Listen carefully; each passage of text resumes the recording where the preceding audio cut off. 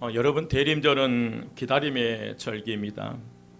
기다림은 절망을 뚫고 새로운 소망으로 나가게 합니다.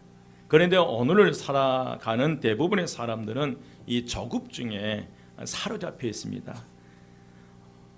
사탕을 입에 넣자마자 치아 건강을 자랑하기라도 하듯이 으드득 씹어 먹습니다. 제가 그래요. 들어가자마자 바로 소리가 납니다. 실제로 사탕을 주고 시험해 본 결과 한국 사람이 가장 먼저 그 사탕을 깨뜨려 먹더라는 것입니다. 자판기에 커피를 뽑는 것만 봐도 얼마나 사람들이 기다리지 못한지를 알 수 있습니다. 시험을 했는데 10사람 가운데 3명은 동전을 넣자마자 뚜껑을 열고 컵을 붙잡고 있더라는 거예요. 그리고 나머지는 여러분 이제 커피가 다 나오면 자동으로 불이 꺼지잖아요. 그런데 그 뚜껑을 열고 그걸 쳐다보고 있다는 거예요. 그게 우리의 삶의 모습입니다. 여러분, 기다림은 내일의 희망이요 꿈입니다. 기다림은 우리의 인생을 성숙시키고 우리를 풍요롭게 합니다.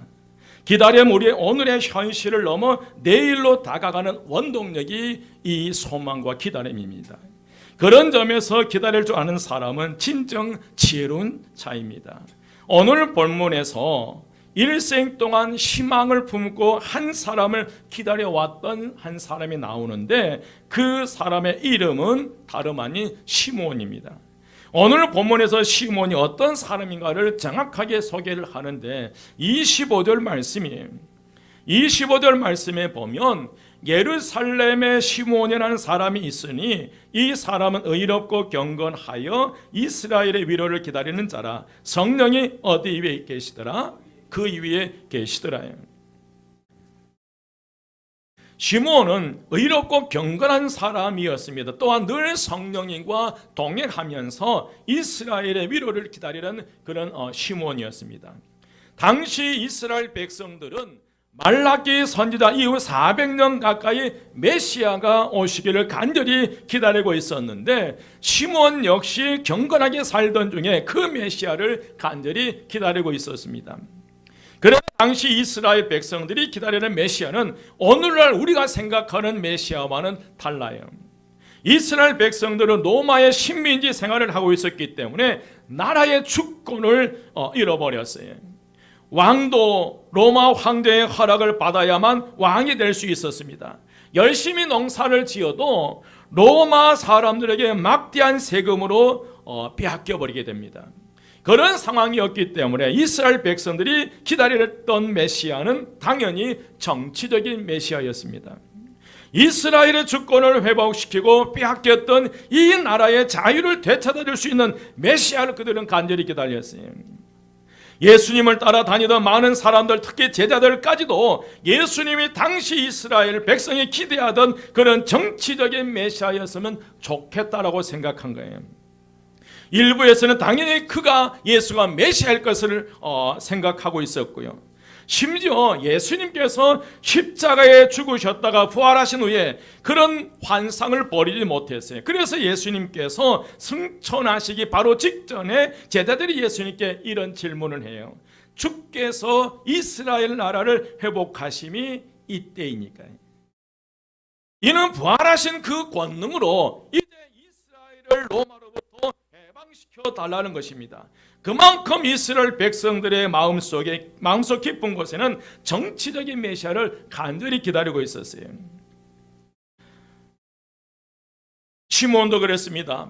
하루빨리 하나님께서 약속하신 메시아가 오셔서 이 민족을 로마의 압제로부터 해방시켜 주시고 우리 민족에게 참 자유를 되찾아 주셨으면 좋겠다고 생각했고 그런 메시아가 속히 오시기를 기다리고 있었어요. 그런데 여러분, 하나님께서 이 성령님을 통해서 이 시므온의 생각을 바꾸어 주신 거예요. 메시아가 나타나서 로마의 압제를 받고 있는 동족을 압제로부터 해방시켜 주실 것을 기대하고 있었던 이 시므온에게 오늘 26절 말에서 주의 그리스도를 보기 전에 죽지 아니하리라고 성령께서 뭐 하신 거예요? 지시하신 거예요. 여러분 26절을 보십시오. 그가 주의 그리스도를 보기 전에는 죽지 아니하리라 하는 성령의 뭘 받았다네? 지시를 받았어요. 여러분, 이 성령의 지시를 받았던 이 시므온이 인생이 달라져 버린 겁니다. 우리는 26절에 말씀하고 있는 주의 그리스도라는 이 단어의 의미를 잘 이해해야 합니다. 우리가 그리스도라고 하는, 우리 말 중에 그리스도라는 말이 있고 메시아라는 그런 말이 있어요. 이 두 단어는 같은 말입니다. 메시아는 히브리어이고 그리스도라는 말은 헬라어입니다. 모두가 기름 부음을 받은 자, 메시아를 가리키는 단어예요. 그게 메시아 그리스도예요. 그러나 신약 성경에서 메시아와 그리스도라고 하는 말에는 아주 중요한 점에서 차이가 있습니다. 정치적인 메시아를 가리킬 때는 메시아라는 히브리어를 써서 강조했고, 예수 그리스도를 통해서 이루어질 인류 구원이라는 이 신앙적인 메시아를 말할 때는 그리스도라고 하는 헬라어 단어를 썼습니다. 그렇기 때문에 이스라엘의 위로를 기다리고 있던 시몬에게 주의 그리스도를 보기 전에는 죽지 아니하리라 라고 말씀하신 이 성령의 지시는 바로 시몬이 기대했던 메시아는 전혀 다른 온 인류를 죄와 사망의 어둠에서 구원하실 참된 구세주가 오실 텐데 너는 그분을 기다리라는 그 말씀의 의미예요. 여러분, 그렇습니다. 참비 생명의 빛으로 오신 예수 그리스도는 이 땅에 오신 메시아이신 줄 믿습니다. 그러나 그 예수 그리스도는 이스라엘 백성들이 기대했던 그런 정치적인 메시아가 아니었습니다. 우리가 기다리는 예수 그리스도는 온 인류를 죄악과 사망의 사슬에서 건져 생명을 주시기 위해서 오신 분이신 줄 믿습니다. 그런데 오늘날에도 예수를 정치적인 메시아로 잘못 믿고 있는 경우가 많아요. 여러분, 우리는 오늘 저와 여러분 어떻습니까? 어떤 메시아를 지금 기다리고 계십니까? 우리 중에 예수님을 정치적인 메시아로 믿고 기다리고 있지는 않습니까? 성탄절에 오실 예수님을 기다리는데 혹 정치적인 메시아로 기다리고 계신 건 아니신지, 우리가 예수를 믿는 것이 우리의 근본적인 죄를 용서받고 예수 그리스도 안에서 하나님의 자녀로서 새롭게 거듭난 것을 최고의 목표점으로 삼아야 될 줄 믿습니다. 그런데 우리는 거기에다 자꾸 정치적인 그 목적을 첨가해요. 예수 믿으면 사업이 잘 된다고 생각하는 거예요. 예수 믿으면 절대로 병에 걸리지 않는다고 생각하는 거예요. 예수 믿으면 자식들이 잘 되고 성공할 것이라고 생각해요. 예수 믿으면 비천했던 자신이 갑자기 승진을 하거나 신분이 상승할 것이라고 생각하는 거예요. 그렇다면 여러분, 우리가 지금 이런 생각으로 예수를 믿는다면, 또 예수를 믿으면서 그런 생각에 우리가 사로잡혀서 신앙생활을 한다면 우리는 지금 예수님을 정치적인 메시아로 잘못 알고 있다는 거예요. 그래서 여러분, 이번 대림절에 그것이 바꾸어지는 역사가 일어나시기를 주의 이름으로 축원드립니다. 물론 예수 믿고 난 후에 사업이 잘 될 수도 있고요, 예수 믿고 난 이후에 병이 고침을 받을 수 있습니다. 많은 분들이 치유를 받아요. 부모가 예수를 잘 믿음으로 자식들이 복을 받아 잘 될 수도 있습니다. 그러나 그게 우리의 신앙생활의 목적이 되어서는 안 된다는 거예요. 그게 하나님께서 우리에게 덤으로 주실 수 있는 것일 뿐 그게 목적이 되어서는 안 된다는 거예요. 여러분, 우리의 신앙생활이 복이 목적이 되면 기복신앙으로 흘러가 버리는 거예요. 그러나 여러분, 우리가 예수 그리스도를 믿음으로 말미암아 그 예수 그리스도를 통해서 아브라함을 통해 모든 은혜와 축복이 우리에게 흘러내려온 줄 믿습니다. 우리가 이 유업, 이 복을 받기 위해서 신앙생활을 하는 것이 아니라 예수 그리스도를 제대로 믿으면, 예수 그리스도를 나의 주님으로 영접하고 예수 그리스도를 나의 주님으로 하나님을 아버지라고 부르며 우리가 하나님의 자녀가 될 때 하나님의 자녀로서 받아 누려야 할 은혜와 축복이 자동적으로 주어진 줄 믿습니다. 그래서 여러분, 예수 믿는 가장 근본적인 목적은 죄 문제를 해결하는 거예요.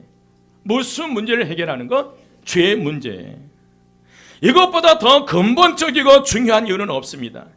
하나님의 자녀가 될 수 없는 죄인이 예수 그리스도의 보혈로 죄를 용서받고 하나님의 자녀가 되었습니다. 그것보다 더 큰 기쁨이 없다는 거예요. 여러분, 예수 믿는 가장 큰 기쁨은 바로 거기에 있어야 됩니다. 그래서 여러분, 우리가 우리가 사회 운동을 하든지 아니면 우리가 여러 가지 어떤 운동을 할 때 예수 그리스도를 중심에 이 시점에서 모든 운동이 시작된 줄 믿습니다. 여러분, 사회 운동이 목적이 아니에요. 구제가 목적이 아니에요. 친교가 목적이 아니에요. 예수 그리스도를 통해서 죄사함을 받고 거기에서 우리가 새로운 믿음의 출발점이 시작된 줄 믿습니다. 여러분, 그래서 이제 시므온의 기다림이 달라진 거예요. 그는 정치적인 메시아가 아닌 온 인류를 구원하신 인류의 구원자를 기다리게 되었다는 거예요. 이제는 새로운 소망을 가지기 시작했어요. 막연하게 그 메시아가 와서 로마를 축출하고 이스라엘 백성을 해방시키기를 원하는 그 막연한 메시아를 기다리는 것이 아니라 바로 이 시므온은 온 인류를 구원하실 인류의 구원자를 이제 기다리게 됐다는 거예요. 이게 새로운 소망이 시작된 거예요. 여러분, 2023년 이 대림절에 우리의 신앙이 다시 궤도 수정이 되시기를 주 이름으로 축원드립니다.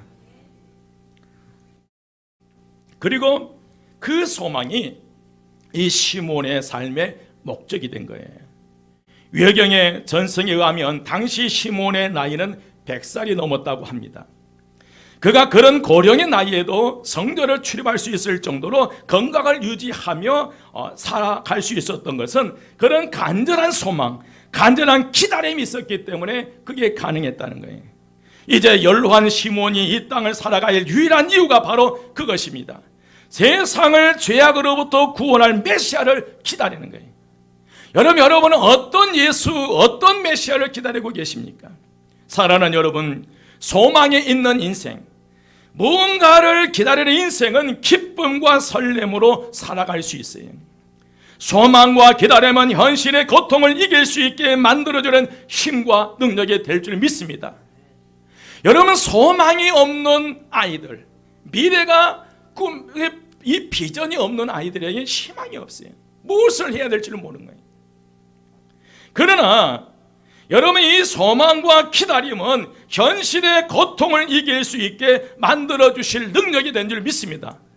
우리는 다시 한번 우리 모든 성도들, 어린 주일학생에서부터 청소년부, 대학생, 청년, 노년에 이르기까지 다시 우리의 심령 속에 소망과 기다림을 불어넣어야 될 줄 믿습니다.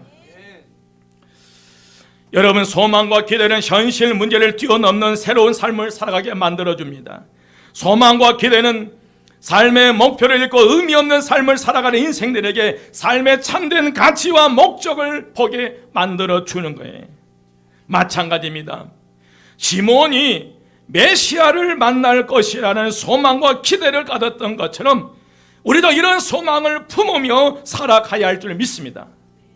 주님을 만날 수 있다는 소망은 우리를 희망으로 인도해 주실 것입니다.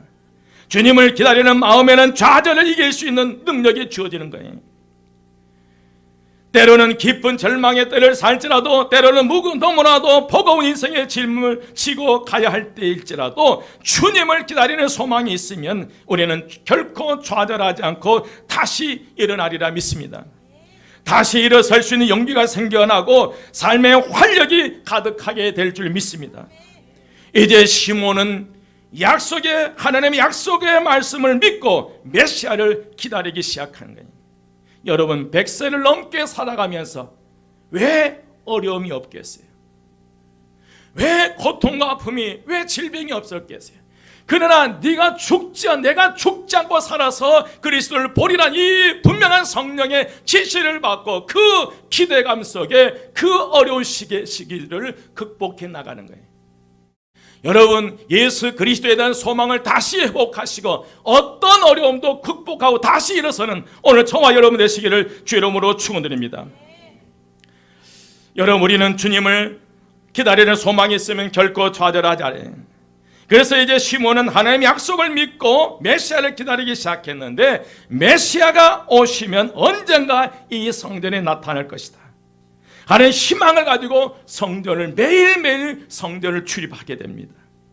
매일같이 성전을 출입하면서 오늘 하나님께서 약속하신 그 메시아를 만날 수 있을까 설레는 마음과 기대감을 가지고 성전에 올라가는 거예요. 여러분, 그런 기대감과 그런 소망이 있었기 때문에 눈길을 들고 이 자리에 나오신 줄 믿습니다.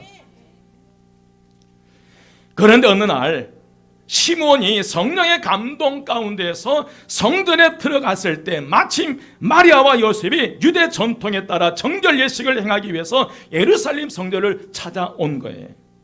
유대의 전통에 따르면 모든 남자 아기는 난 지 8일 만에 반드시 할례를 받아야 하고요, 산모는 40일이 되면 정결 예식을 행해야 합니다. 그러한 예식으로 산비둘기 한 쌍과 어린 집비둘기 2마리를 드려야 했어요. 여러분, 산비둘기 한 쌍과 집비둘기 2마리는 그때 당시 가장 가난했던 사람들이 하나님 전에 와서 드렸던 제물이에요. 그러면 이 마리아와 요셉이 가난한 부부였음을 우리가 알 수 있습니다. 마리아와 요셉도 율법에 정한 대로 정결 예식을 행하기 위해서 아직 난 지 40일 밖에 되지 않은 그 아기 예수를 품에 안고 성도도로 들어왔다는 거예요. 여러분, 27절 말씀 함께 봉독합니다. 27절 다 같이 시작.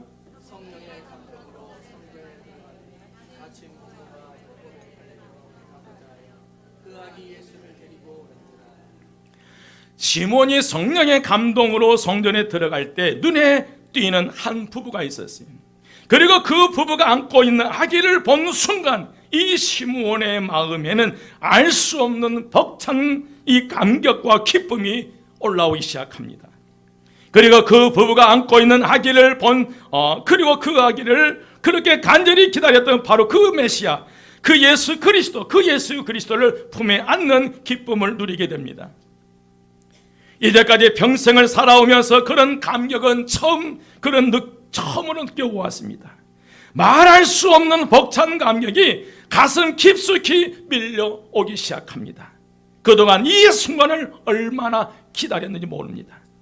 그런데 여러분, 비록 가슴에 안은 아기 예수는 다른 아기와 모양새가 전혀 다르지 않아요. 예수님이라고 해서 특별하게 생긴 것도 아니에요. 그 시대의 보통 아이들과 생김새가 똑같은 거예요. 그러나 아기 예수를 품에 안은 시몬의 가슴만큼은 달랐다는 거예요. 똑같은 아이를 안았지만 그러나 예수 그리스도를 안음으로 말미암아 정말 그에게 가슴 벅찬 은혜의 역사가 일어난 줄 믿습니다. 온 세상을 아는 것 같은 기쁨이 있었습니다. 여러분, 그리스도이신 아기 예수를 가슴에 품은 시몬에게 어떤 부귀영화나 권능이 주어진 건 아니잖아요. 이 시몬이 그 예수를 품에 안았다고 해서 그의 생명이 연장되는 것도 아니고 그 예수를 품었다고 해서 부귀영화가 갑자기 생기는 것도 아니에요. 사람들이 자신을 주목해 주는 것도 아닙니다. 아무도 자신을 의식하지 못해요. 그러나 그는 그런 것이 전혀 상관이 없습니다. 오직 그의 가슴에는 세상을 다 품은 것 같은 기쁨만이 가득했고요. 그래서 그는 그 예수 그리스도 아기 예수를 품에 안고 하나님께 이렇게 찬양합니다. 29절에 32절에 주제여, 이제는 말씀하신 대로 종을 평안히 놓아 주시는도다. 내 눈이 주의 구원을 보았사오니 이는 만민 앞에 예비하신 것이요 이방을 비추는 빛이요 주의 백성 이스라엘의 무엇이다? 영광이나이다. 아멘. 시몬은 품에 안은 그 아기에게 하나님의 구원을 본 거예요. 비록 지금은 아무런 힘없는, 이제 난 지 겨우 40일밖에 되지 않는 정말 갓난 아기에 불과하지만 그 아기가 죄악과 어둠을 가득 차 있는 세상을 환하게 비추실 빛이 되는 구세주라는 사실을 보게 된다는 거예요. 여러분, 시몬이 죽기 전에는 주의 그리스도를 볼 것이라는 이 약속의 말씀을 듣고 메시아를 기다리는 시몬은 기다림 끝에 약속한 그 메시아를 품에 안는 축복을 누리게 됩니다. 오늘 저와 여러분에게도 기다림의 결과 하나님의 은혜와 축복이 임하시기를 주의 이름으로 축원드립니다. 기대감과 소망을 가지고 이 성전에 올라올 때마다 이런 은혜와 축복이 저와 여러분에게 임하시기를 주의 이름으로 축원드립니다. 그러면 여러분, 시몬이 주의 그리스도를 보기 전에는 죽지 아니하리라는 이 성령의 지시를 받은 이후에 어떤 삶을 살았기에 오늘 이 아기 예수를 품에 안은 기쁨을 누릴 수 있을까? 그 시대의 모든 사람이 정치적인 메시아를 기다리고 있는 그때에 성령의 지시를 받아 내가 죽지 않고 그리스도를 만날 까 이 말씀 한마디에 그의 인생이 어떻게 달라졌을까? 어렵고 경건했던 시몬은 임마누엘 신앙, 다시 말씀드린 늘 성령님과 동행하는 그런 믿음의 삶을 살았다는 거예요. 여러분, 2023년 이 대련절 셋째 주일에 다시 한번 여러분에게 성령 충만함 임하시기를 주의 이름으로 축원드립니다. 25절에 보니까요, 25절을 보시기 바랍니다. 25절에 보면 예루살렘에 시몬이라는 사람이 있으니 이 사람은 의롭고 경건한 이스라엘의 위로를 기다리는 자라 성령이 어디 위에? 그 위에 계시더라. 아멘.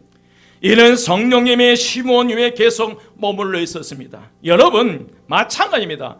오늘 우리에게도 이미 성령님이 우리와 함께 계신 줄 믿습니다. 우리가 예수 그리스도를 믿음으로 말미암아 우리 마음 가운데 아들의 영 성령을 부어주신다고 약속했거든요. 정말 우리가 좋을 때 태어나신 거예요. 옆에 분에게 좋을 때 태어나셨습니다. 성령 받기 위해서 고민할 필요가 없잖아요. 예수 그리스도께서 십자가에 죽으시고 부활 승천하시면서 보혜사 성령을 약속하셨고 영접하는 자 곧 그 이름을 믿는 자들 하나님의 자녀가 되는 권세를 주었고 하나님의 아들이면 그 마음 가운데 아들의 영 성령을 부어주신다고 약속했다는 거예요. 우리가 예수 그리스도를 믿음으로 말미암아 성령이 우리 안에 계신 줄 믿습니다. 우리는 하나님의 성도님과 성령님께서 우리 안에 계신 줄 믿습니다. 여러분, 삶 가운데 성령 충만한 은혜가 항상 있기를 주의 이름으로 축원드립니다. 성령과 동행하는 사람은 늘 거룩한 꿈과 소망을 가지고 믿음으로 살아가는 사람들이, 누구와 동행하는 사람? 성령님과 동행하는 사람이에요. 시몬처럼 하나님의 약속을 붙잡고 나아갈 때 하나님께서 놀라운 역사와 기적과 축복을 이루어 주실 줄 믿습니다. 여러분, 26절입니다. 주의 그리스도를 보기 전에는 죽지 아니하라는 성령의 지시를 받았더니 바로 시몬은 모든 일에 누구의 지시를 받은 거예요? 성령의 지시를 받은 거예요. 이 말씀이 오늘 저와 여러분에게 레마가 되시기를 주의 이름으로 축원드립니다. 지금까지 우리의 경험과 지식과 내 생각에 사로잡혀서 살아온 인생이라면 오늘 이 기점으로 오늘 시몬이 그랬던 것처럼 성령의 지시를 받아 성령의 인도하심 따라 살아가는 저와 여러분 되시기를 주의 이름으로 축원드립니다. 우리가 이 세상을 살아가는 동안 내 힘으로 하려고 하면 문제되는 일이 얼마나 많은지 모릅니다. 가정의 문제도 그렇고 생활의 문제, 자녀의 문제, 직장의 문제, 사업의 문제, 어떻게 우리가 이 모든 문제를 다 해결할 수 있겠습니까? 오늘 시몬처럼 성령의 감동을 받아서 성령의 지시를 받아 성령의 인도하심을 따라 살아가는 저와 여러분 되시기를 주의 이름으로 축원드립니다. 27절에 보니까 성령의 감동으로 어디에 들어가는 거예요? 성전에 들어갔어요. 시몬에게 지금 성전으로 들어가는 성령의 감동이 온 거예요. 그래서 시몬이 그 성령의 감동에 의해서 성전으로 들어갈 때 메시아 예수 그리스도를 만날 수 있어 그 예수 그리스도를 품에 안는 축복을 누리게 되는 거예요. 여러분, 우리에게 반드시 성령의 감동이 있어야 될 줄 믿습니다. 성령님의 감동을 통하여 우리의 마음에 늘 설레는 마음이 있어야 돼요. 예배 드리러 나올 때, 찬양을 부를 때 성령의 감동이 있어야 됩니다. 말씀을 들을 때 성령의 감동이 있어야 됩니다. 기도할 때 성령의 감동이 있어야 되고, 기도하고 싶다고 하는 감동이 왔을 때 머뭇거리지 말고 여러분 기도하십시오. 무엇인가 이웃과 나누고 싶은 성령님의 감동이 왔을 때 머뭇거리지 말고 순종하십시오. 여러분, 우리의 믿음에 순종이 가미되면 반드시 거기에는 열매를 맺어요. 뭐가 맺혀지는 거예요? 열매가 맺어질 줄을 믿습니다. 여러분, 성령님의 감동이 예배 시간마다, 기도할 때마다, 찬양할 때마다, 말씀을 읽고 묵상할 때마다 임하게 되시는 여러분이 되시기를 주의 이름으로 축원드립니다. 삶의 모든 부분에서 성령 충만한 성령님의 지시, 성령의 감동이 임하시기를 주의 이름으로 축원드립니다. 주님, 내게 성령의 감동을 주옵소서. 그 성령의 감동을 가지고 일생을 살아가게 하옵소서. 주님, 성령 충만함 속에, 성령의 지시, 성령의 인도하심 속에, 성령의 감동 속에 믿음의 삶을 살아가게 하옵소서. 여러분, 그 매일매일 성전에 올라갔던 시몬이, 그런데 그날따라 이상하게 성령께서 감동을 주셔서 성전에 올라가는 거예요. 성령님, 내가 지금 해야 할 일이 많으니까 이 일 처리하고 가겠습니다. 성령님 잠깐만 기다리십시오. 내가 너무 바쁘니까 이 사람들처럼 좀 만나고 갈게. 그럼 늦은 거예요, 여러분. 만약 시몬이 성령의 감동이 와서 성전으로 올라가라고 하는 그 감동이 왔음에도 불구하고 성령님, 내가 해야 할 일이, 처리할 일이 너무나 많은데 잠시 기다리십시오. 그 일 처리하고 갔다가 예수를 만날 수 있었을까요? 못 만났을까요? 만날 수 없는 거죠. 그러나 시몬은 성령의 감동에 성전으로 올라가는 그 감동이 온 거예요. 순종한 거예요. 여러분, 시몬은 성전을 사모했어요. 성전에 올라가는 시간에 여러분 아까워하지 마십시오. 한번 따라서입니다. 성전에 올라온 것을 아까워하지 마십시다. 여러분, 성전에 올라온 것을 아까워하지 마십시오. 이 성전에서 봉사하는 시간을 아까워하지 마십시오. 성전에 올라와서 예배 드리는 것을 아까워하지 마십시오. 이보다 더 중요한 이것이 일이 어디 있겠어요? 시몬은 100세가 넘게 산데 딱 한 번이, 예수를 만나는 그 시점은 딱 한순간이. 그런데 철저하게 순종함으로 말미암아 그 예수를 만난 거예요. 여러분, 몸부림치면서 문제를 해결하고 이리 뛰고 저리 뛰었지만, 그러나 이 성전에 올라와 한 번 예배 가운데 그 문제가 해결될 수 있다는 거예요. 여러분, 단 한 번 찬양하는 순간에 여러분의 문제가 해결될 수 있고, 여러분 막혔던 통이 영적인 문이 열리기 시작하고 육체가 치유의 역사가 일어나리라 믿습니다. 오늘 시몬은 예수를 딱 한 번이. 여러분, 오늘도 많은 사람들이 성령에 이끌려 하나님의 집에 나오셨습니다. 하나님을 뵙고자 나오셨어요. 그러나 그렇지 못한 이들도 많아요. 물론 부득이하게 이 자리에 없는 이들도 있지만, 성전을 사랑하는 마음이 식어져 주님을 멀리하고 다른 곳에 있는 이들도 있다는 거예요. 안타깝습니다. 주님은 우리를 만나려고 이 자리에 찾아오셨는데 주님과의 약속을 잊어버리고 멀리 떠나가 있으면 얼마나 안타깝습니까? 주님께서는 오늘 우리를 만나기 위해서 이곳에 왔는데, 그는 내가 바쁘다는 핑계대고 이리저리 뛰를 때 그 주님의 약속의 말씀을 놓쳐버리고 세상 속에 방황할 때 얼마나 불행한 일이에요. 우리를 그토록 사랑하신 하나님께서는 하나님께 무관심한 채 마음을 다른 곳에 빼앗긴 채 불행한 성탄절, 죄짓는 성탄절, 욕심과 미움과 원망만 키우는 성탄절이 될까 여러분 두렵습니다. 이제 우리는 이번 대림절에 반드시 성령의 지시, 성령의 감동으로 성전을 사랑하며 성전을 가까이 하면서 조용히 다가오시는 주님을 만나시는 저와 여러분 되시기를 주 이름으로 축원드립니다. 우리 모두 진심으로 주님을 기다리는 사람이 되어 주님이 오실 때 가장 먼저 만나는 특권을 누리시기를 주 이름으로 축원드립니다. 한번 따라서 해보세요. 주님, 혹시 한마음 함께 오시면 제일 먼저 저도 만나주세요. 아멘. 여러분, 수많은 사람들이 예루살렘 성전에 출입한 거예요. 그러나 정작 예수를 만난 사람은 시몬과 안나 두 사람이에요. 여러분, 성전에 올라와 예배 드리는 거 아까워하지 마십시오. 가장 중요하게 여기십시오. 아무리 처리할 일이 중요한 일이 있다 할지라도 주일날 하나님 앞에 나와 예배 드리고 찬양하고 기도한 것을 더 중요하게 여기십시오. 그 한 번의 예배가 우리의 인생을 송두리째 변화시킬 수 있으리라 믿습니다. 기도하겠습니다. 지금은 우리를 죄악 가운데서 구원하신 예수 그리스도의 크신 은혜와 우리를 자녀 만들어주신 하나님 아버지의 극진하신 사랑과 성령의 강한 감동 속에 대림절 세 번째 주일을 맞아 예수님 오심이 온 인류의 축복이며 희망을 깨닫고 그분과 함께 변화와 기적의 삶을 살고자 다짐하고 결단하는 우리 모든 성도들 머리 위에 지금부터 영원까지 함께 하시기를 간절히 축원드리옵나이다. 아멘.